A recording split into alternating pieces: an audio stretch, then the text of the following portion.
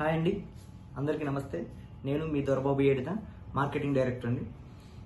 ఈరోజు మీతో షేర్ చేసుకోవాల్సిన విషయం ఏంటంటే, మనం ముంబై హైవేలో ఇన్వెస్ట్మెంట్ చేయండి అని చెప్పేసి మీకు సజెస్ట్ చేయడం జరిగింది. అయితే చాలామంది సిటీ నుంచి సంగారెడ్డి అనే ఏరియా లేదా సదాశివపేట అనే ఏరియా దూరం అనుకుంటున్నారు ఇన్వెస్ట్మెంట్ చేయడానికి. ఒకప్పుడు హైటెక్ సిటీ దూరం అనుకున్నారు, పటాన్ చెరువు దూరం అనుకున్నారు, కేపీహెచ్బి దూరం అనుకున్నారు కదా. ఈరోజు సిటీ అంతా ఎక్స్పాండ్ అయ్యి ఎంత గ్రోత్ ఉందో మీరు చూస్తూనే ఉన్నారు.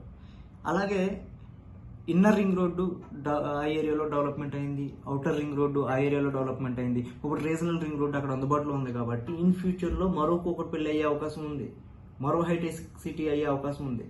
కాబట్టి ఆ ఏరియాలో ఇన్వెస్ట్మెంట్ చేయడం అనేది చాలా ఉత్తమమైన పద్ధతి. కొంతమందిని ఏమంటున్నారంటే, ఈ పటాన్ చెరువు ఇంకా దగ్గరలో సిటీలోనే కొనుక్కోవాలి అనే ఆలోచనతో కొంతమంది ఉన్నారు. అయితే మీరు అనుకున్న ఇన్వెస్ట్మెంట్ బడ్జెట్ అనేది ఆ ఏరియాలో కొనాలనుకుంటే అందుబాటులో లేదు.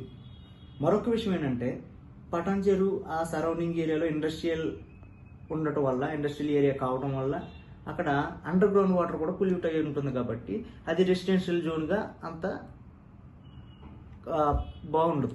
కాబట్టి నేను మీకు ఇచ్చే అడ్వైజ్ ఏంటంటే, రెసిడెన్షియల్ జోన్ అయినటువంటి సంగారెడ్డి, పెద్దాపూర్, సదాశివపేట అనే ఏరియాలో కనుక మీరు ఇన్వెస్ట్మెంట్ చేసినట్లయితే డెఫినెట్లీ ఇన్ ఫ్యూచర్లో మీరు మంచి ఇన్కమ్ రిటర్న్స్ అనేది సంపాదిస్తారు.